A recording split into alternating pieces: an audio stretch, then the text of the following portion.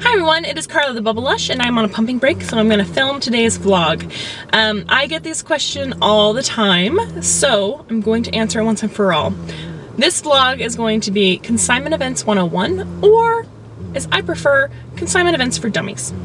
Not that you guys are dummies, but you know what I mean. Okay, so the question I get a lot, some frequently asked questions about consignment events. 1, what the hell is a consignment event? I will tell you. It's really not that foreign of a concept.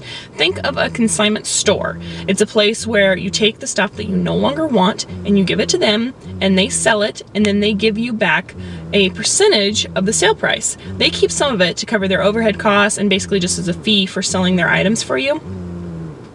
But you know, you get the majority of the sale price back. So the benefit of that is, you know, 1, you can have a garage sale yourself and you can sell, you know, your nice clothes for like 50 cents to $2 because people aren't really going to pay that much for baby clothes at a garage sale.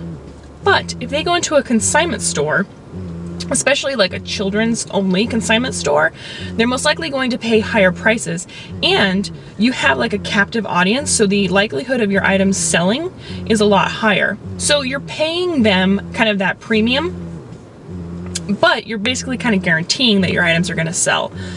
So that's why consignment stores are not necessarily popular, but they're a better bang for your buck, if you know what I mean. So a consignment event is very similar, except for instead of, you know, a storefront that is open, you know, 5 days a week, the consignment event is only once or twice a year. So tons of people come. I mean, they mark this on their calendar. The moms that are savvy, they know when all the consignment events are in their area. I'm savvy. So, so you have a captive audience of moms that are like ready to go. They are ready to buy clothes, and if you have cute clothes and good prices, your stuff is going to sell. So that's the benefit of a consignment event.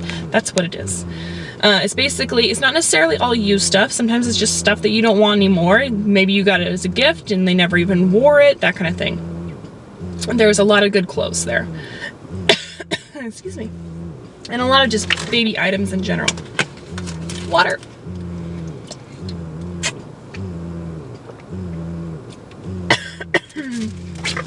Wrong tube. Okay. Ooh. Second question. When are consignment events? Woo! Most sales that I found are held twice a year. Once in the spring and once in the fall. Usually the fall one is called the back to school sale. And from what I've seen, most sales are either, the spring sales are like March, April, maybe early May, and the fall sale is right before school starts, so it's like August, September, maybe October. Most of the time, they time the spring sale so that it's right around the time people get their tax refund checks, if that makes sense. Because they know that you guys are ready to spend your money. So, number 1 question I get of all time, every time I mention consignment events is, Carla, how can I find a consignment event in my area? And to that I say, I have told you a million times, don't you guys listen? All you do is Google. Google is your friend. I love Google. Throw any question you ever have about the universe into Google and it will give you an answer. Just Google consignment events and then whatever city you live by. You can also put in your hometown, but most of the time, if you just throw in the closest city, you'll also get your hometown ones because they're smart and they've thrown in that keyword. So, like if you live in Oregon, for example, you would Google consignment events Portland, Salem, and Eugene, and you would probably find something. Maybe Bend, if you're one of the people that live in Eastern Oregon. No one lives in Eastern Oregon. So, or if you're like, let's say you live in Boston, or Massachusetts, you would Google consignment events Boston, Worcester, and then, I don't know, some city over in Western Washington. Yeah.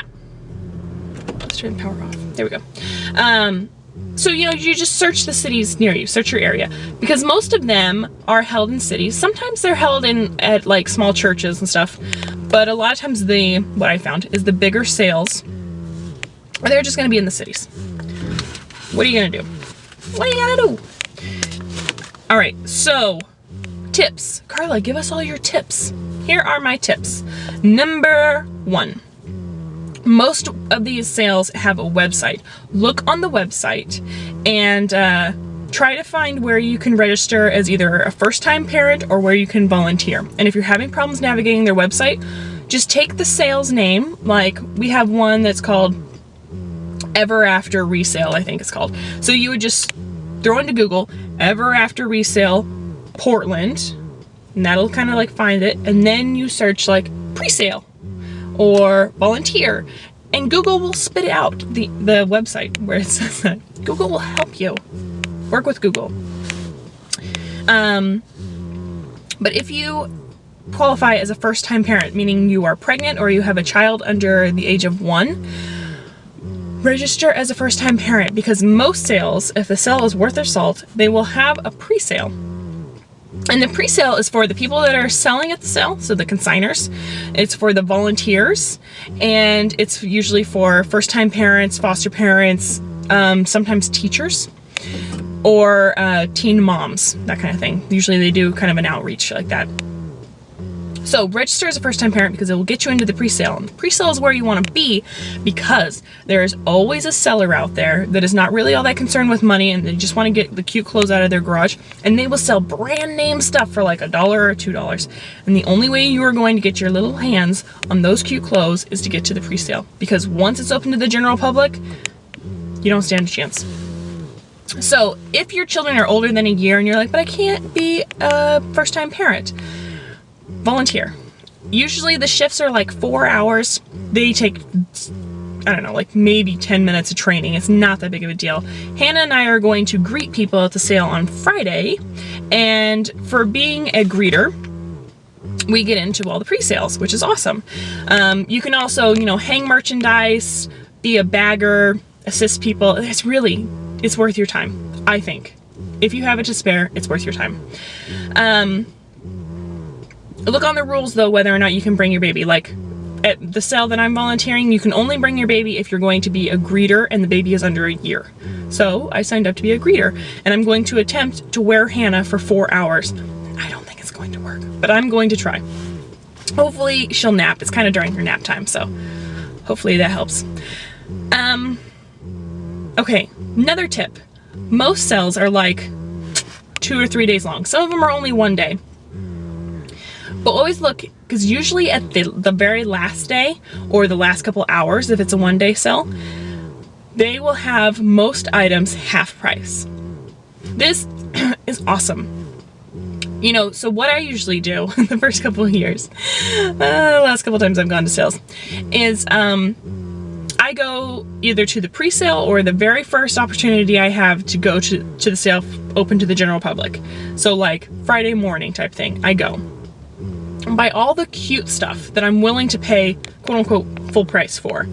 Then on Sunday or Saturday night or whenever they're having their half price sale, I go and I get just the random stuff, the fillers. So like onesies, PJs, play clothes, comfy pants, things that like don't really matter, probably aren't going to have sold, but are now going to be half price. So that is how you save some money. And on the little tag, usually it will say whether or not it's going to be offered for half price. Some sellers don't offer their clothing. They don't reduce it at the end of the sale, but some do because they just want it gone. This guy is working on his car over here. That's awesome. He probably thinks I'm crazy. Let's see what else. So I talked about the half price. I talked about volunteering. I talked about first-time parents. I talked about pre-sales. Oh, cash. If you're going to go to a consignment event on a Saturday, most of the time there's going to be a lot of people there, and the lines are going to get really long.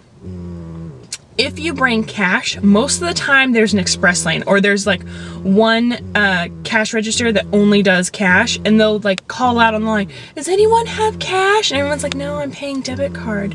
But if you're the one that has cash, bzz, right to the front of the line. So just an idea. Bring a lot of cash though, because you never know what you're gonna find. You can always put it back in the ATM or keep it. All right, so then another suggestion I have. is to think outside of just clothes. Yes, I usually show you guys all the cute clothes, but there's also lots of other stuff at consignment events. So I'm going to tell you how I attack a consignment event. This is what I do. This is my plan of attack. Oh, I'm giving away all my secrets. Okay. First, wear comfortable shoes, because sometimes if you're paying with debit card, like I usually do because I don't want to have a budget, you're going to be in line for a long time. You're going to be walking. Yeah, wear comfortable shoes.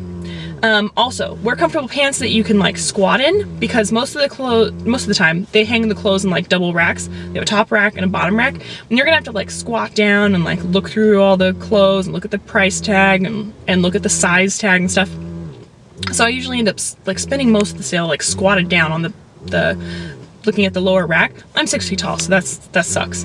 It's a good workout and everything, but if you're wearing like uncomfortable pants, it sucks. So just wear like comfortable clothing.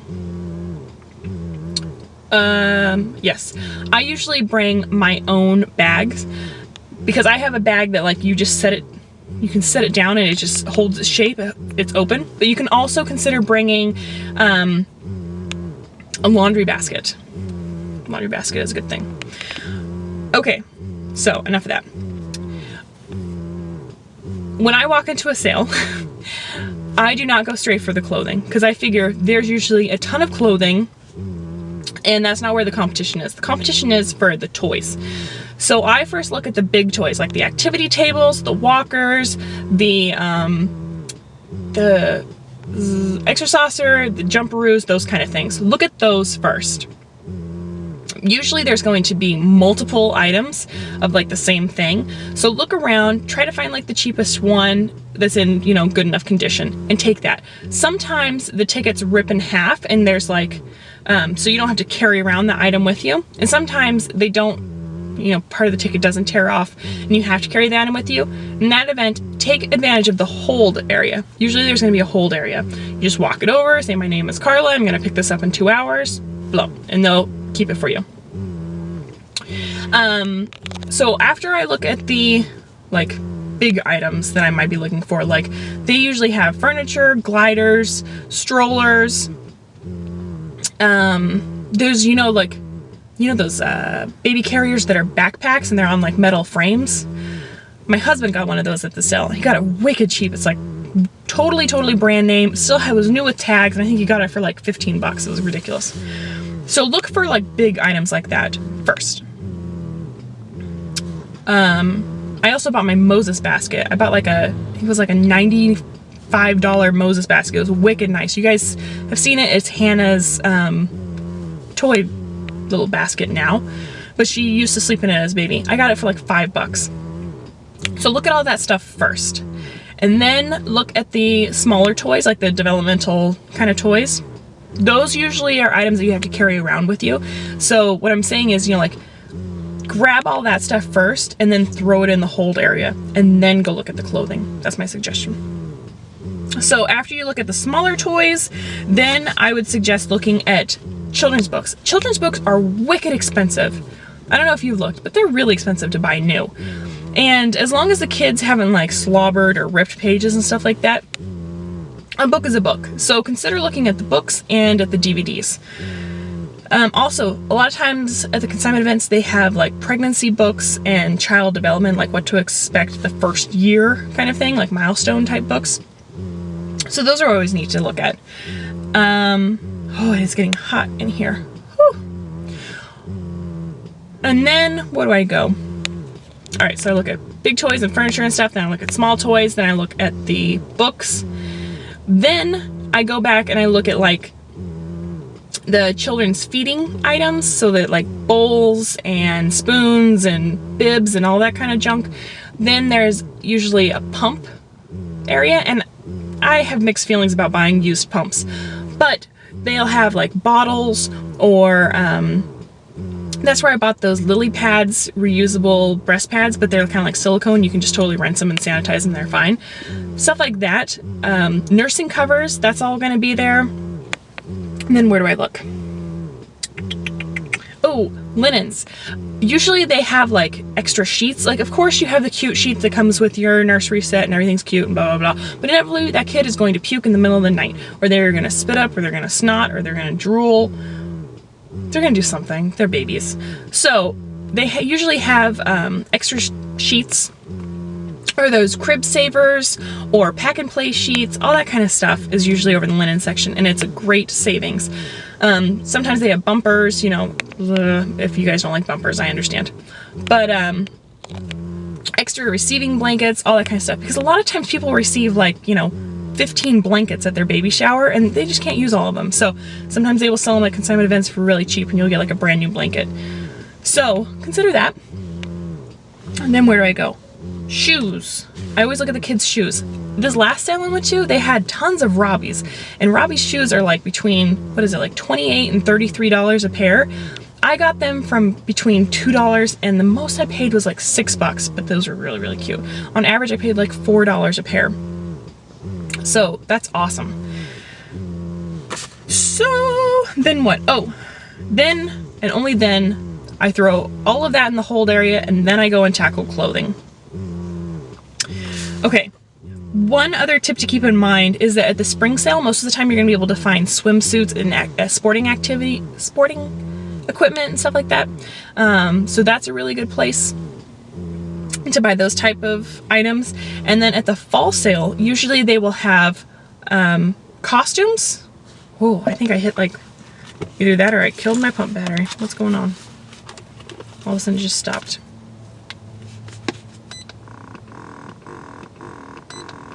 I must have hit max time. Okay. Where was I? Oh, costumes. And those are always a good savings because the baby wore them for what, maybe a couple hours, and then it got tired or it fell asleep. So that's really cool. And then, oh, they also usually have a section of either like baby's first Christmas kind of stuff, or like Christmas party dresses, that kind of stuff. So consider like the specialty areas. And then and only then go and look at the clothing. But look at everything first. Keep in mind that they're not going to have car seats available at the sales, or they shouldn't, just because you never know what the history of the car seat is, and if it's been in a car accident, you do not want to put your kid in it. And keep in mind that even though they're not supposed to, some of the items might have been recalled, so you want to kind of keep in mind what your recent recalls have been. And I think that's about it. Yep. Again, I can't stress it enough. Try to get into the pre-sales, either as registering as a first-time parent or volunteering. Consider volunteering. And I don't know, I guess consider being a seller. Most of the sales are run by, you know, like a stay-at-home mom, or, you know, they're a local sale. So if you have any questions, just contact the person that runs your local sale and talk to them about it. They will definitely walk you through the process. You know, every year they deal with new consigners, so that's what they do. And keep in mind that, like, you might think that you're bugging them, but you know, they're making money off the items that they sell, that you sell.